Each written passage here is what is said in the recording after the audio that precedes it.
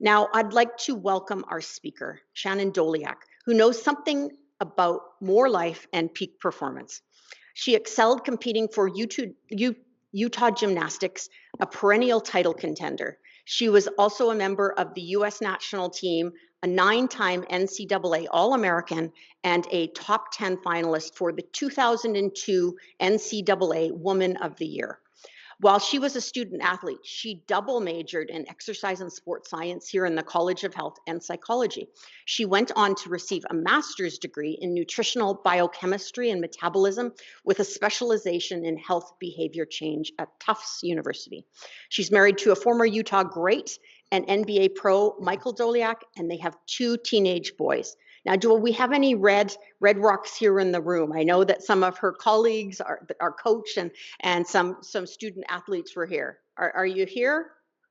Oh, there they are. Very good. We're glad you're here.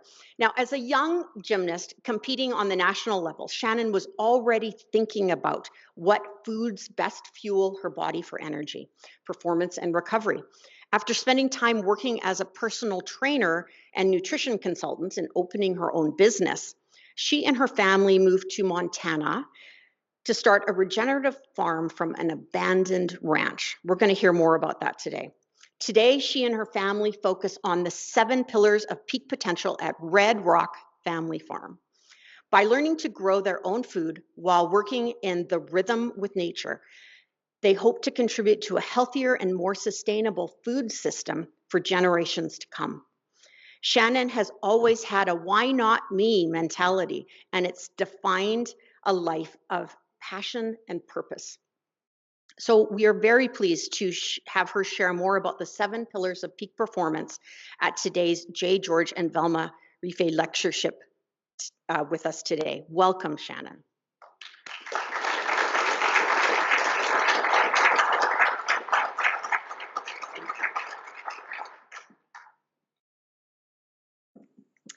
Well, thank you so much for being here today. And it's an honor to have been invited back to share some information with you all since I was a student athlete here. It feels like a long time ago. The title of the talk is The 7 Pillars of Peak Performance. And I tried really hard to keep this presentation real, using my own story, using my own images, and trying to keep tips practical. And the hope there is that it's relatable and something that you can take with you when you leave. Now, before we dive in, I want to start with a little bit of background on where this concept came from.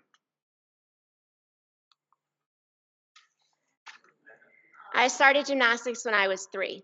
And by about 10 years old, I figured out that health was important for my performance. And gymnastics is a sport, it's a young sport, and it's very focused on strength, flexibility, power, grace, and appearance. And it didn't take me long to know that what I put into my body, how I, trained was going to affect my performance and how I felt. So I knew that putting in the physical work mattered. I knew that the foods that I ate mattered, and I knew that the self-talk in my head mattered. Now, along the way, there was overtraining and injuries. I ate the wrong foods, and there were frustrations that I let get the best of me. So I certainly didn't have it all figured out as a young kid, but I was right in that my mental game, my physical fitness, and nutrition all played an important part in being the best athlete that I could be. Now, when I came to the University of Utah, I was intrigued by health and the many factors that played a role, and I knew that I wanted to help other people live a healthier lifestyle. Not sure exactly what this was going to look like. I did double major in exercise science and psychology with a plan to go on for postgraduate work in nutrition.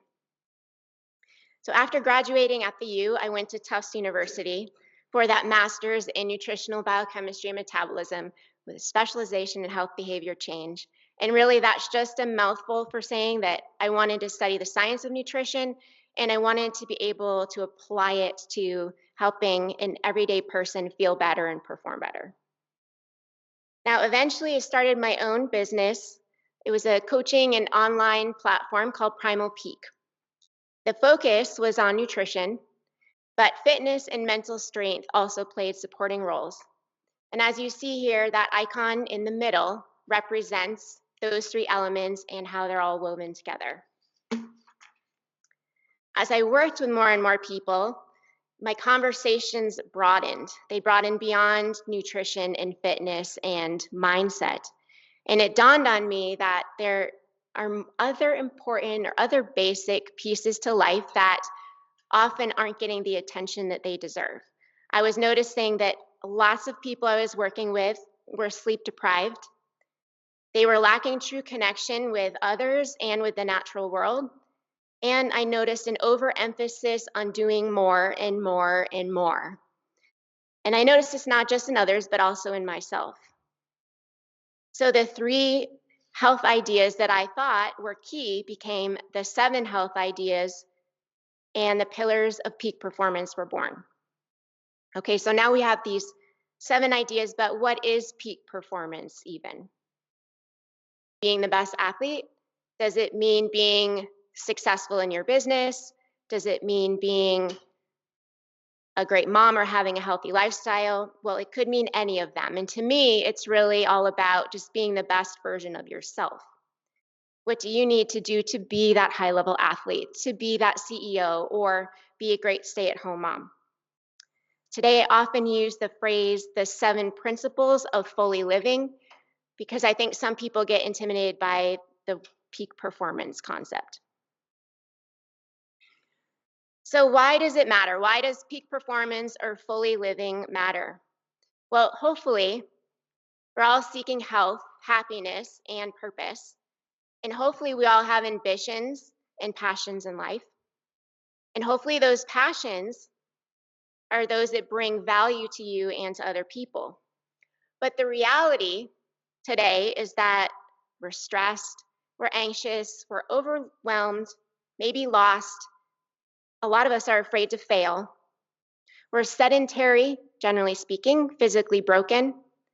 We are overfed, we're undernourished and sick. We are disconnected from nature. We're hyper-focused on our never-ending to-do lists. We're lonely, we're walking around like zombies, and we just don't feel great.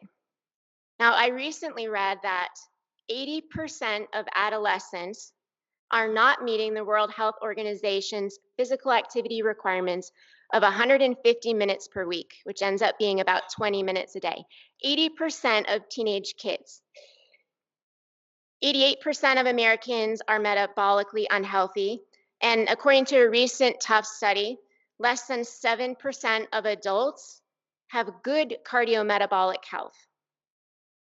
If we look at screen time, the average American spends over 7 hours a day on a screen. And our Gen Z population, which are those between the ages of 12 and 27, it's an average of 9 hours a day on screens. So I think that we're definitely stuck in a health rut, like this chicken on our farm is stuck in these fence boards.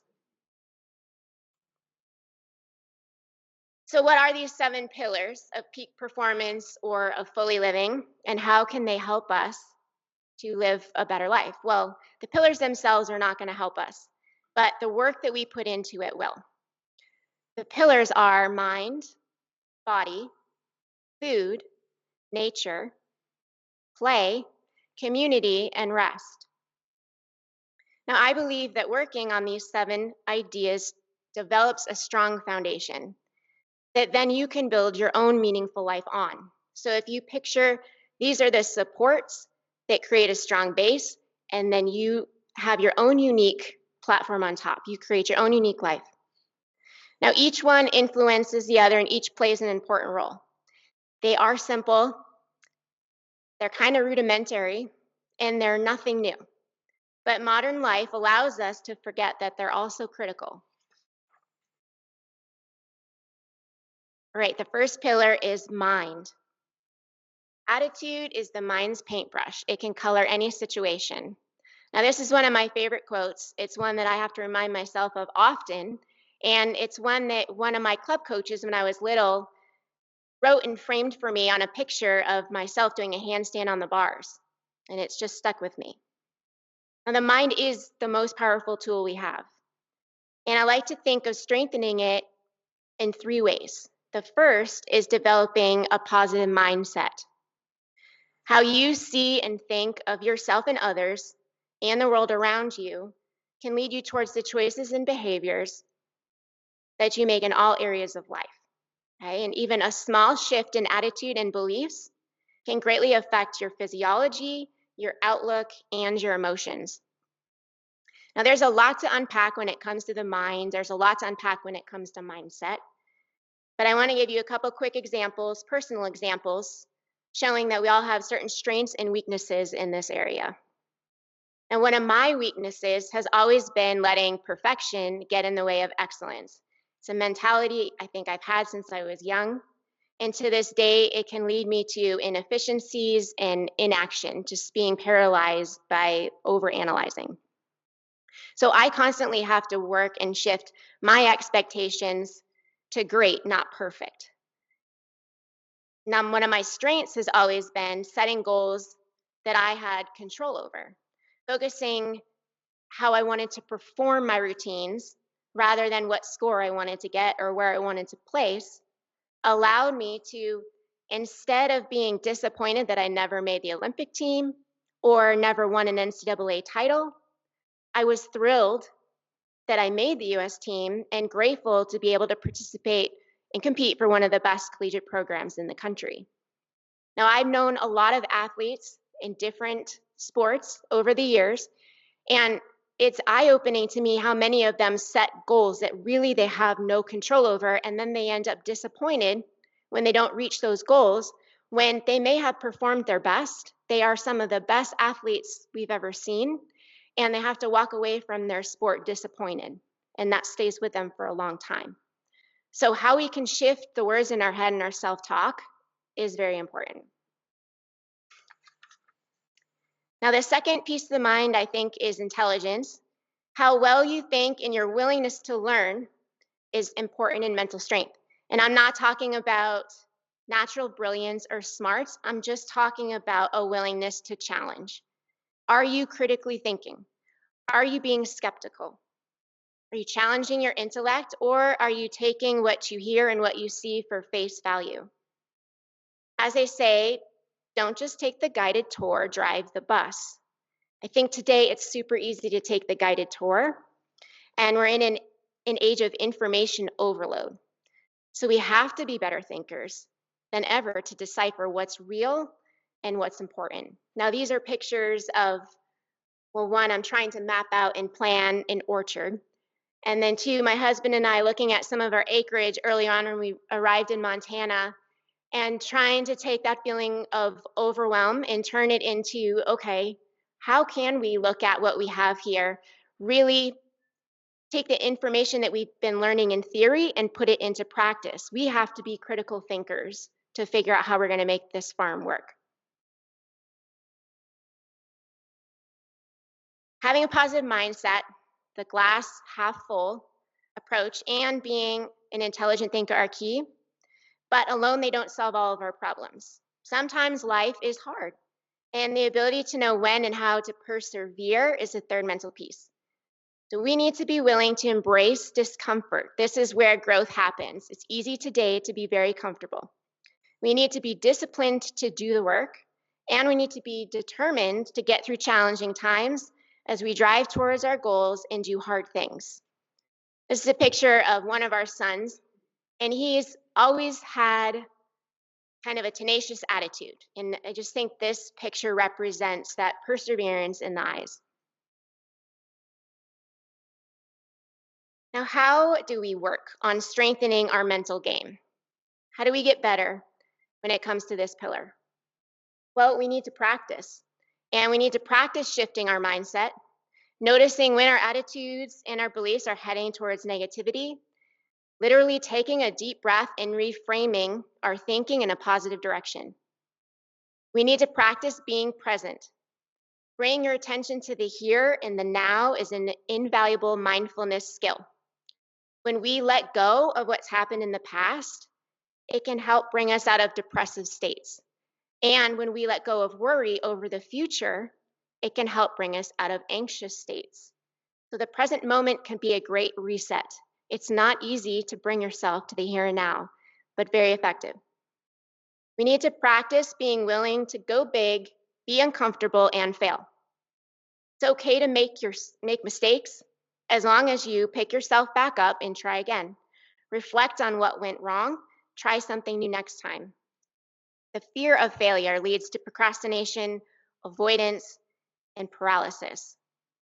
But the willingness to fail attitude can help build resilience, compassion, and confidence. We also need to practice stimulating our thinking. Engage your mental muscles in challenging tasks by learning new skills, pondering new ideas, and questioning the world around you. We need to practice gratitude. Being thankful for the good things in life, and there are always good things, helps you feel more positive, handle adversity, and strengthen relationships. Now, I often say that these pillars are in no particular order. However, I do believe that the mind affects success in all other areas. So I start here. The second pillar is body, and what I'm really talking about is movement. Exercise is optional, movement is essential. We are designed to move, change position, and be physically challenged. Ancestrally, we had to. We had to hunt, we had to gather food, we had to build shelter, and ward off predators. And all of that required running, jumping, climbing, crawling, squatting, lifting, pushing, pulling. And let's face it, the people who lived this active lifestyle as a necessity were and looked more fit and healthy than overall we do today. And when it comes to taking care of our body, we've become focused on exercise, checking the box after spending our hour in the gym only to return to our chairs when it's over. We've forgotten about the world of movement that is far bigger and maybe more effective for well-rounded fitness. We all know the benefits of being physically active: cardiovascular endurance, power, strength, flexibility, balance, coordination, agility. These standards allow us to use our bodies to do the activities we want to and to do them for longer. Now, I think that one of the most natural ways of building and maintaining our physical prowess is through the commitment of using our body to do things, to get things done. We have to do the physical work more often than we are today. This is a picture of one of our wheel lines that we use to irrigate on the farm.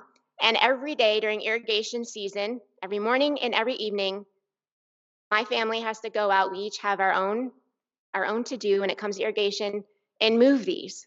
It's long walks in the grass.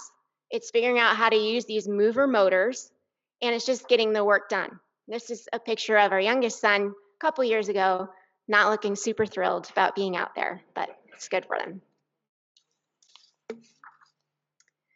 Now, ironically, because we've shifted the way we live and we've shifted the types of work that we do, we've had to build unnatural structures, gyms and facilities, invent equipment, and tirelessly motivate each other to do what was once a necessity. Now, even if we all agreed that the artificial world we've created makes no sense, I realize that we aren't going back to a nomadic lifestyle. So, what can we do? Can we intentionally bring more movement into our day? What if we brought in more opportunities to do physical work, just reminding ourselves that it's okay to have to go do the job ourselves? Move in ways we haven't for years and value physicality over convenience. Now, this top picture here, this was a couple years ago. We had a lot of fence on our property that we had to take down, and we did it ourselves, whether it was hot or whether it was freezing, sliding down hills, dealing with barbed wire. And let me tell you, it's just as much of a workout as being in the gym. And then, you compare it to this artificial fitness center, and the artificial fitness center no longer looks right. Now, I realize that's where we are and we're going to make the best of it, but I think it's eye-opening to compare. Now, what are some ways that we can be more physically prepared to take on life? We can seek professions and jobs and hobbies that are more physically active. We can lift more heavy things, dig holes, climb ladders, and do physical tasks ourselves. And we can try new activities to broaden our movement patterns. And don't get me wrong, I'm a gym rat myself. I always have been. So I'm not asking you to eliminate your time in the gym if you love it and if it brings you satisfaction, but it is time to use it or lose it and fight against complacency. So here you'll see I just climbed up that ladder to get on top of our greenhouse dome. It was actually pretty terrifying. Like I thought going into it, I was a gymnast. I'm not afraid of heights. You know, I can climb, I'm physically capable, but it was a good challenge for me to get out there and be a little bit scared and do that. There's also a picture of my husband carrying a baby calf, and they are a lot heavier than you think as soon as they're born. And then this is me in our gym. One of the first things we actually did on our property was convert a very old single car garage into a little gym. And we're very fortunate to have that. But notice I'm just in my farming clothes, getting it done quickly. The third pillar is food. Eat foods made from ingredients that you can picture in their raw state or growing in nature. Now take a moment to really think about what this means.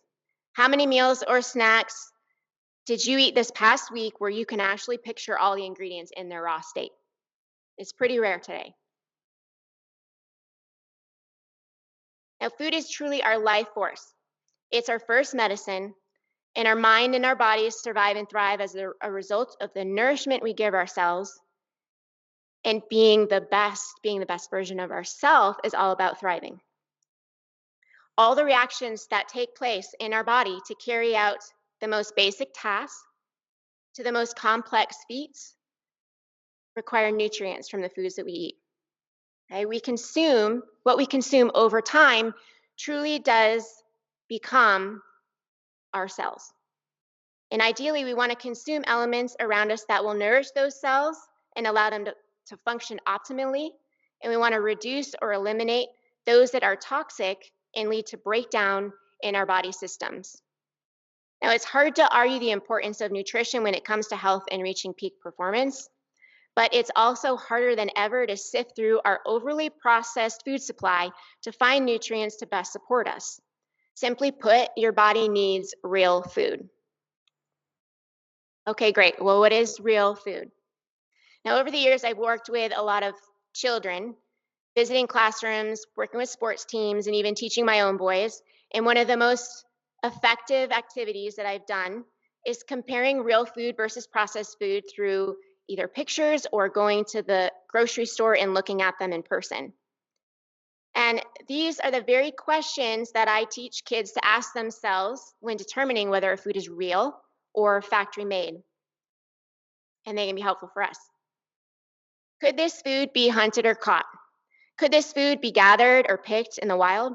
Could this food be naturally grown in a garden or on a farm? If so, you probably have a real food in front of you. Has this food been altered, refined, or processed? Have there been artificial ingredients added? Does this item contain a long list of ingredients? Are there ingredients you don't recognize, can't pronounce? Is the packaging filled with eye-catching buzzwords? If you answer yes to some of those questions or all, it's probably more of a food product. We turn to processed foods because they're convenient. They're quick, they're easy, they taste really good, and they allow us to focus on other things. Processed food is also a huge business, a huge business. It would take a major shift to try and get rid of processed foods. But our health is the consequence here. Now, another concept when it comes to our relationship with food is nutritionalism. And this is not really a word, but it's an idea that the nutritional value of food is the sum of all its individual nutrients, vitamins, and other components. Now, this concept has dominated nutrition science and dietary advice and food marketing for a long time, and I've been right in the mix of all of it. I thought it was great. This idea allows highly processed foods to be viewed as healthy based on the good and bad components that it contains. But the body doesn't do well with individual parts. There is a magic in a whole food. There are pieces to those nutrients in a whole apple that the body knows how to utilize and deal with far better than it does when you take a supplement or when you turn that apple into some other product or you extract the nutrients from it and then add those nutrients back in. It messes up the system. We've overcomplicated food. And studying nutrition is complex. It's actually very complex. But eating nourishing foods is pretty darn simple. And notice I said simple, not easy. So what can we do? Eat foods that you can hunt, gather, and grow. Make your own meals from single ingredients. Eat a 1 to 2 palm-sized portion of protein at most meals. Fill your plate with colorful vegetables and fruits. Include natural fats and eliminate man-made seed oils. Reduce sugar, drink water, and eat seasonally and locally. All that sounds great, but it's not easy, is it? The fourth pillar is the importance of nature. Now, not only do movement and food nourish the mind and the body, but so does nature. The sun, the soil, the living matter around us, vital to our health. Our species came to be as part of nature. And as John Muir says, when one tugs at a single thing in nature, he finds it attached to the rest of the world. Now, the sounds, the smells, the textures, the beauty, and the taste of nature's edibles awaken our senses, boost our mood, and leave us feeling alive. I'm sure you've all felt this, whether it was going on a camping trip, taking a walk in the woods, or even working in the garden. Nature helps clear the mind, calms our body, improves the function of our immune system, provides energy, improves our overall sense of well-being, and leaves our spirit feeling part of something bigger. But we've disconnected ourselves from the natural world. We've stopped listening to it, we've stopped learning from it, and we've stopped taking care of it. I think we can all agree that we don't spend enough time in it, and we're not taking good care of it. Now, how did this happen? Well, I think it all started with urbanization, and it's drastically increased with the invention of TV, the internet, social media, and I believe a fear of wild things. So how can we reconnect? Now, here are some very simple examples. I don't think that just doing these few things is the answer, but it is a start. Watch the sunrise and the sunset. Take an everyday activity outside, like your lunch. Spend a moment in natural green space. Embrace the seasons through outdoor activities and bring some of nature in. I also think that the nature pillar has two parts. One is that we need to spend more time in it, and two is that we need to take better care of it. Now, whether out in nature or inside, when was the last time you participated in an activity with no agenda in mind? I'm talking about play, and this is the fifth pillar. Now, when I was putting these slides together, I had this quote typed out on a blank sheet: "A little nonsense now and then is cherished by the wisest men." And I was debating whether to use this or some other quotes that were associated with play. But as I was scrolling through photos of mine, I came across this image that I had created 5 years ago. I'm no longer on social media, but at the time I was, and this was an Instagram post that I made to try and promote the concept of play. And so I figured it was meant to be. Keeping this one. That's a picture of our youngest son having fun out on the water ski. Now, play is often associated with children and sometimes thought of as childish, but play is actually critical regardless of age. So what is it? Well, it's freely chosen, enjoyable, and it's unstructured. Hobbies, games, and any creative act could be considered forms of play. Adventure and exploration also fit when approached with curiosity and free spirit.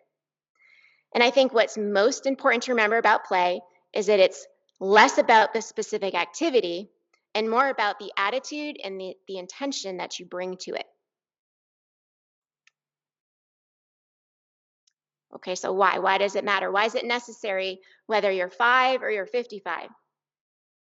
Well, it's not just kids that benefit, but we as adults also gain creativity, we increase our own productivity, we decrease stress, there's a sense of hope that's often elicited, leads to better problem solving, sparks spontaneity, improves mood, relationships, and much more. So down in the lower right corner there, you'll see that's my husband in the red and another friend of ours just out trying to do primal movements and play on the grass with the kiddos. Okay, so how? Well, most of us, our reason is that we don't have time for it. We can't fit play into our busy schedules. Well, as silly as it sounds, you might need to schedule this frivolous activity into your calendars to make room for it again. We can try new things. We can bring back old hobbies. We can bring play into work, into school, and into our family. We can join or start sport or hobby clubs. And you can just do something that you love because you love to do it. You don't need any other reason. Now, play can easily be incorporated into your day if you decide that a dose of it is important. Here we're just hanging around on the old rafters of the barn.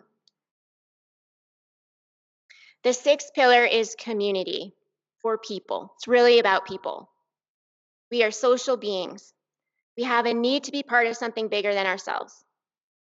According to the Oxford Dictionary, community is a group of people living in the same place or having a particular characteristic in common. And it's also a feeling of fellowship with others as a result of sharing common attitudes, interests, and goals. But as this quote suggests, it's easy to get wrapped up in our own goals and needs and lose sight of the people around us, both the people in our direct relationships and in our greater community.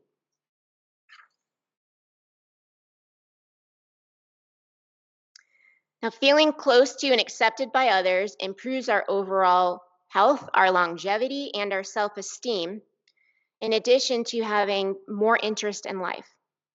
Having people who care about you and who you care about decreases feelings of anxiety and depression. And coming together with family, friends, and community allows us to maintain values together, ask for help, feel supported, and hold each other accountable. This is a picture of an event that we helped to host a couple years ago. It's a Fork to Farm event that our little town in Hamilton holds, where community members bike ride through the valley and stop at various farms for food and to learn about the practices that they're doing. And so on our farm, we were showing how we rotationally graze cows and move them every day. And we fed meatballs that we made on our. It was a great example of an event where you can bring people in, teach them something, share in a belief, and then try and take those ideas and strengthen your community together. Now, as with many of these pillars, years ago, community was a natural part of life. But today we have to work for it and build true connections as we're more scattered. We're geographically scattered, we're ideologically scattered, we're communicatively scattered, and emotionally scattered. Many people feel more connected today than ever given our usage of social media and technology, but these mediums are creating a false sense of true connection, and they lead to loneliness and decreased self-worth. Now, no one wants to be lonely or have low self-esteem, so what can we do to reestablish and build our own sense of community?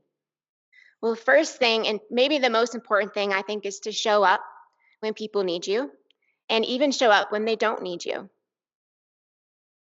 think it's also helpful to look for people who you want to emulate, who exudes the habits that you want to build in yourself. Spend time with those people. We need to disconnect from social media and our devices more and have face-to-face connection, actual conversations, actual communication where you're learning about your neighbor, listening to them, understanding where they're coming from, because I think there's a lot more in common than we think. We can volunteer our time with organizations or groups that we're passionate about within our neighborhood and local community. I think it's helpful to start local. And we can participate in local conversations, whether it be school board meetings, town meetings, or those that bubble up organically. We can join or start community clubs such as garden clubs, walking clubs, book clubs, dinner clubs. Here is a picture of Mike and I you can't tell in this picture, but we're at the farmer's market. We go every Saturday and Wednesday this summer with a booth. And we don't have a lot of product yet to sell. We have some and we bring what we have, but the main goal is that we're trying to introduce ourselves to the community, let people know what we're doing, that we're there, and what are they looking for? What do they hope that local farms and ranches are going to provide? Rest. After all this talk about doing, it's time to rest. And this is the seventh principle and the pillar that might be the balancing piece for all the others. Now, this is a picture of Haystack, and Haystack is our new barn kitten. Haystack appeared at, I think, less than a week old on top of our haystack, literally, with no mom and blind and just helpless. And it's been kind of a fun undertaking to keep Haystack alive, and now he's a big part of our world. And he's napping here. The definition of rest is to cease work or movement in order to relax, refresh oneself, and recover strength. Have you ever heard someone say, "I'll rest when I die"? Well, the stigma around rest is that it's the lazy approach to life. But those who figure out not only how to put in the work to strengthen their mind, properly use their body, nourish with healthy foods, connect to nature, and grow their community also must put in the work to know when and how to rest. Those are the folks that will build the strongest foundation. For many of us, taking the time to unwind, get enough sleep, and simply say no when we need to leaves us feeling guilty, behind, and unproductive. However, without adequate rest, we are only functioning on a portion of what we're capable of. Getting enough rest actually improves productivity. It decreases injury. It leads to better quality sleep. It boosts creativity, supports healthy weight, reduces anxiety, regulates mood, and the list goes on.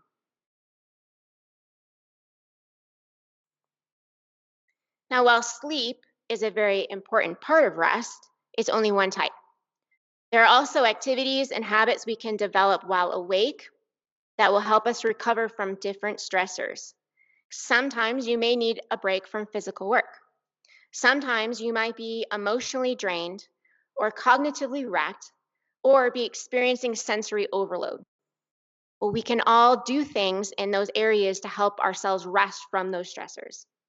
In this picture, we see that after a long hot day of taking down fence on the farm, a lazy river float down the irrigation ditch definitely feels physically restful.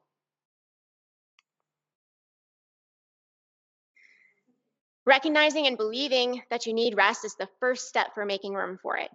Keying in on different types of rest and when you need each type can also help overcome the stigma that rest is the lazy approach. You can also practice working early. What I mean by that is avoiding procrastination and tackling responsibilities promptly. This opens room for more rest. Many of us could simplify our routines and our to-do list by eliminating the tasks that we actually don't need to do. Make sure that the things that you are spending time doing are supporting that better version of you that you're reaching for. And make the most out of the hours that you are in bed by establishing good sleep hygiene habits to maximize quality of sleep. Things like setting a consistent bedtime time, a consistent bedtime routine, of turning off your devices an hour before bed, avoiding caffeine in the afternoon, and using blackout blinds. There are many habits that we can look at when it comes to sleep hygiene. Those are a few.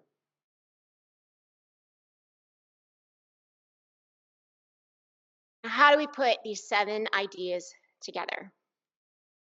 We need to have a good attitude most of the time. We need to be able to actually think. We need to persevere through tough moments. We need to move our bodies a lot and in different ways and do physical work. We need to eat real food that the earth naturally provides us. And we need to remember that we're part of nature, part of a bigger system. We need to do fun things. We need to have strong relationships that are filled with values and accountability. And we need to get enough rest. Now, honestly, it feels a little silly standing up here saying such basic things, but these needs are innately at the core of wellness, our health, happiness, and our sense of purpose. And very few people today are actually doing them. We have built a world that's disrupted these core needs. Technology, convenience, and this race to achieve has thrown us off course, and we're sick, and our planet is sick. We used to be forced to have quiet time. Think about it. We didn't have the devices to turn to. That quiet time was used to think and wonder and ponder. We used to talk to our neighbors, or maybe it was your neighbor on the plane. Maybe it was your neighbor in line with you at the grocery checkout. But now everyone is buried in their phones. We used to have to dig deep and be mentally tough to get a job done or to stand on the podium. But today, when things get hard, we just transfer or we give everybody a participation ribbon. We used to do more physical labor, and kids were told to go out and play and not come back until dinner time. We used to take naps on Sundays, sleep longer in the winter, and nestle into a good book many evenings during the week. And maybe some of you still do. These things just happened, but now they don't. And we have to maybe shift our culture, maybe take some steps back and bring them back into our daily routines. Now, the excuse, I don't have time, I believe it's not about time, it's about priorities. The discipline that it takes to do the simple things consistently over and over again is not easy. We're programmed to be lazy, complacent, and look for the magic bullet. But I think a key takeaway is that there isn't a shortcut to replace our basic needs for real health, happiness, and purpose. We have to do the work. Now, I am no expert on these ideas. I haven't mastered them myself. I need them every day as a guide. And our family uses them as a guide and to make decisions in our business. In 2020, our family moved from the Salt Lake Park City area to Western Montana and started on this new endeavor of building a regenerative farm, trying to make nature's patterns be our guide and grow food in a sustainable way. We were tired of chemical agriculture and how our food supply is set up. And so we figured, let's stop complaining about it and let's go do something about it. And we've also been fortunate enough to experience the high life, thanks to the NBA, and realize over time that it wasn't the answer, at least not for us. It didn't feel fulfilling, and we were seeking more meaning. Now, Red Rock Family Farm is being built from a belief that we can do better. We can do better at taking care of ourselves, each other, and our planet. We can live healthier, more connected, and fully purposeful lives. And we believe that a strong foundation for doing so does require work in each of these 7 areas. Now, just for fun, I included a few photos to show where we're at. I'll just click through them. This is me feeding some of our baby chicks, teaching them how to drink from the water. These are some of our chickens and cows. And then a few photos of me holding baby things. Okay, so now your journey will probably look different, but if you can impose your will, because I think it takes imposing your will to make these tenets of wellness a priority, then I believe you will be healthier, happier, and maybe even find greater purpose. As I like to say, we are in this together. Now, you all received a handout with some prompts that encourage you to keep developing strong pillars. These are just ideas, and you may notice that many of them overlap and cross over from pillar to pillar. So it can be fairly simple to start thinking about these practices and engaging in more activities to develop them. You could take a group of friends to the park.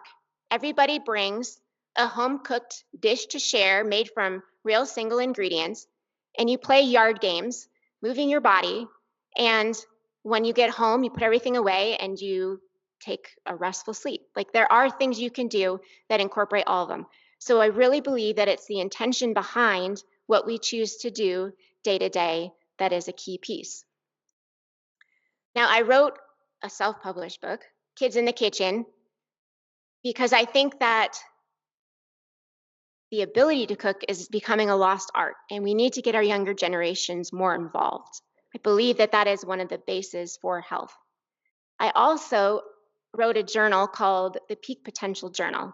It is now not being printed, and I'm rebranding it with some more content and to reflect Red Rock Family Farm. It is not yet available. However, I did jot down on a whiteboard some ideas that you can do today that I often do. Actually, I do it every day, but I just use a blank notebook, and you can too, to start thinking about how you can bring these concepts into your life. So Michaela's going to wheel out this whiteboard. And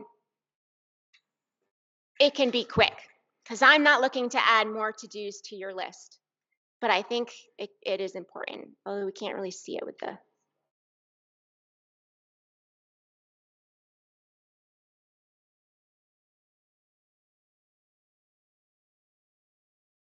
No luck. Is that okay? So taking a notebook, writing the date, starting with a pillar like the mind. I always start, the mind is my Monday entry. And I begin with 3 things I'm grateful for, really quick. And then I consider the mind. Sometimes I write a quote that's related. And I think about what I'm going to do this week that's going to help bring my mindset, my thinking, and my perseverance into focus. I list a few daily goals, and I also always finish out with a daily win. There's always something to celebrate. So I come back at the end of the day and write down what went well. And I allow myself plenty of space to what I call doodle, document, and discover. And you can do whatever you want with that, whether it's related to journaling, whether it's related to the things that you want to accomplish, cutouts from a magazine, whatever it is. But this is a quick and effective way to start thinking about these concepts. And I do believe that there's also benefits taking actual pen to paper, that mind-body connection, and journaling quickly.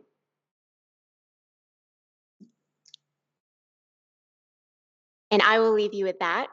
I don't know if there are time for questions, but I was hoping there would be. Looks like there is.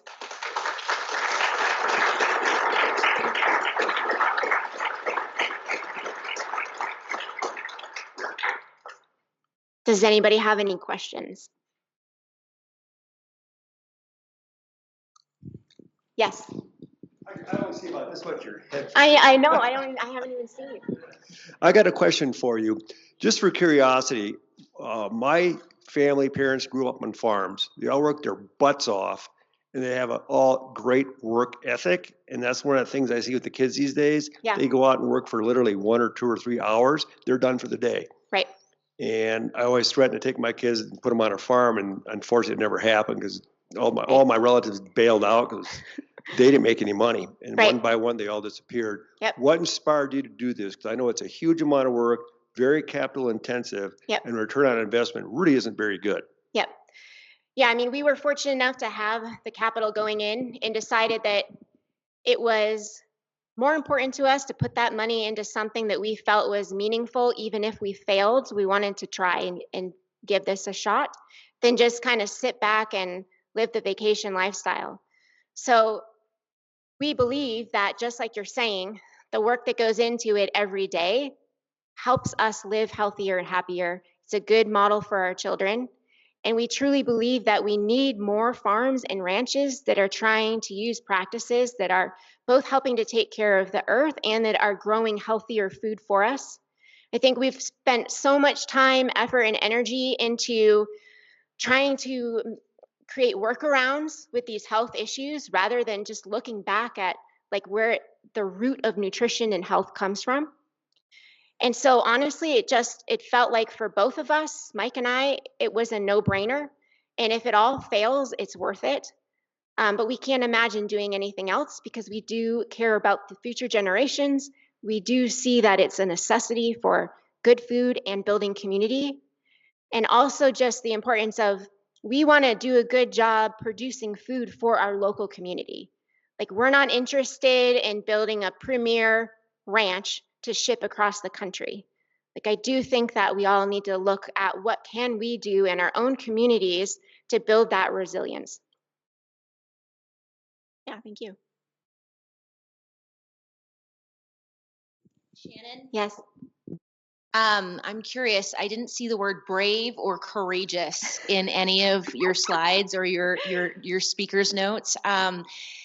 For me, as I was looking at this and knowing you well and knowing, the sphere of health, and coming as an alum to this event, I think a lot about brave, being brave and courageous in some of this work. And a lot of it times it can be saying no to something or, moving forward. Can you talk about being brave in all of this? Yeah. It's very true. Like, I think one of the hardest things to do is to say no in our current society. Like, silly things, like saying no to the plastic water bottle, saying no to the vacation that might come up, next month or whatever. It is always keeping in focus what the end goal is. What is your purpose? What is your reasoning? And being disciplined enough to make your decision based on what you want most, not what you want in the moment. And today, like, life is pretty easy. It's messy, it's not great, but it's pretty easy. And I think we all need to have a braver attitude to shift things, to make things different. And it's not going to happen on its own. Like, it literally is going to take every person trying to do something different to make change.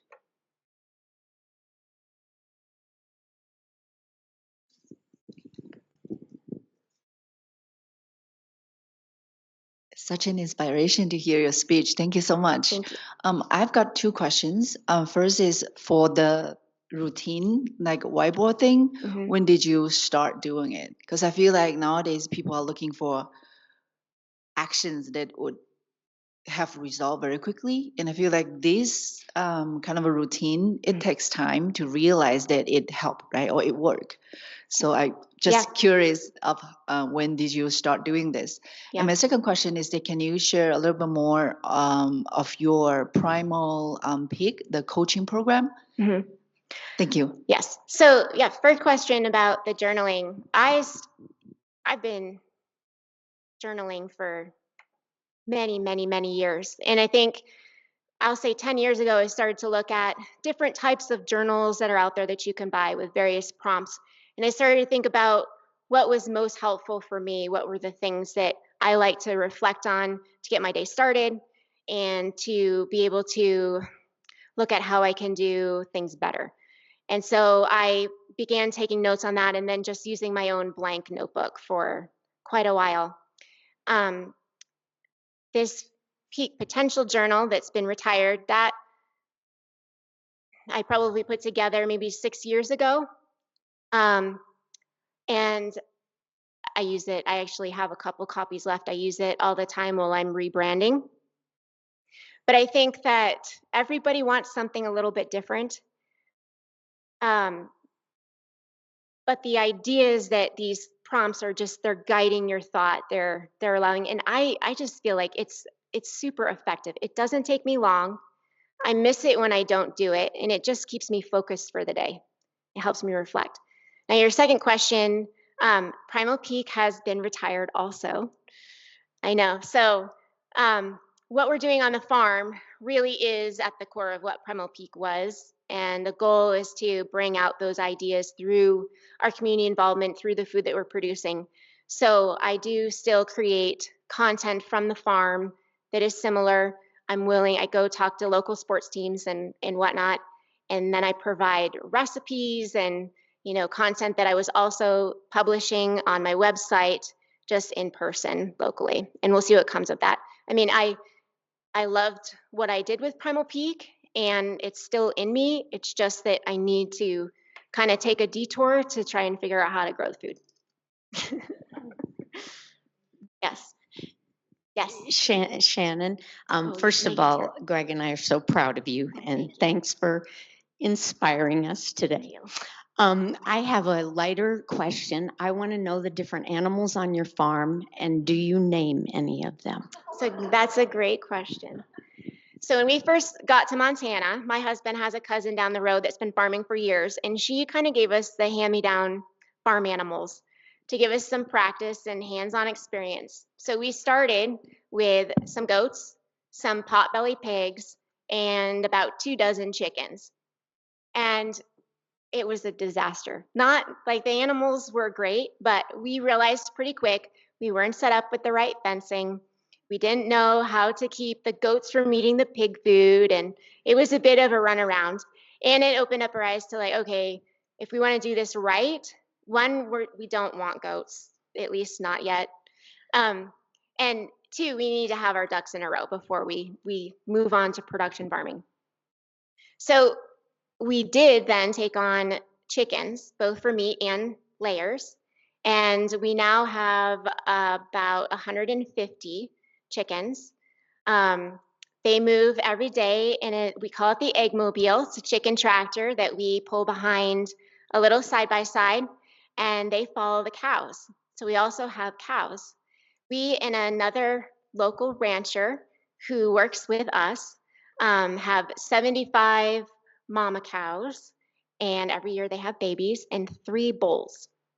And the cows move every day. We move them morning and night so that they get fresh grass, and that is helping to build our soil from underneath, add fertilizer, and build up all the critters that are under that soil level that are so important.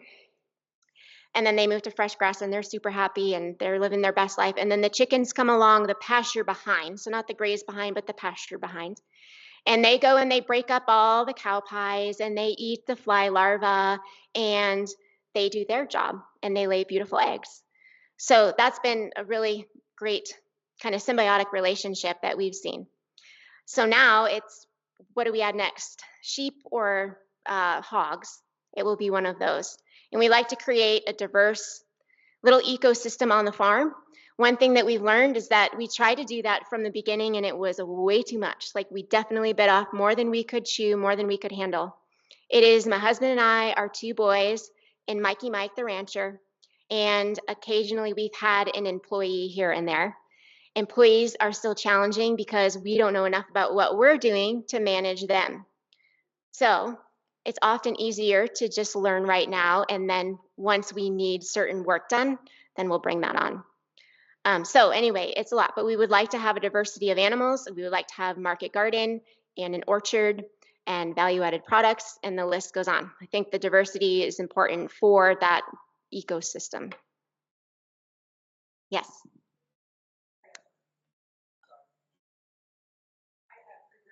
Mm-hmm.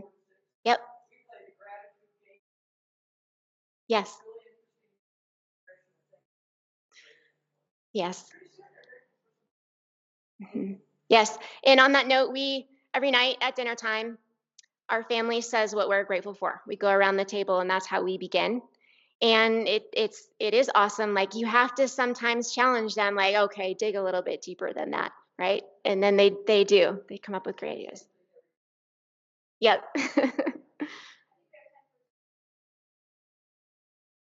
Hi, I love all of this. And I also have young kids. And I'm curious if you can share, as you were helping your kids learn about real food, what was a surprising recipe or whole food that you got younger kids to enjoy, and how or what recipe did you do? Yeah. Probably I would say it's like noodling different vegetables. So for kids, they like to be hands-on, engaged, and seeing something change. So for example, taking a zucchini or a butternut squash and putting it in I call it the zoodler, and having them like be able to watch it happen in transition, and then cook it up and eat it, and be focused more on that item rather than, wait, this is replacing my spaghetti. They're looking at what's in front of them, not what's missing. So I think our our meatball and different vegetable noodles dishes have been a winner from early on. And then I think also making different types of salsas, like chunky chutneys with different fruits and different types of vegetables and different herbs has been fun for them too, especially when they're younger, because there's different textures and colors and flavors there. And they get to be creative. So the book, Kids in the Kitchen, the idea is that each recipe has 3 options, and it's a mix and a match concept.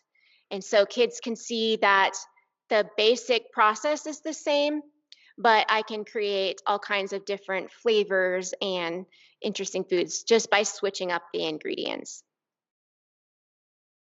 And it's like none of this is easy. Like committing to getting your kids in the kitchen is not easy. Like just buying the book and like, here you go, it doesn't work. Like you do have to show up and want to do it. But then the little like wins along the way make it worthwhile. Thank you guys.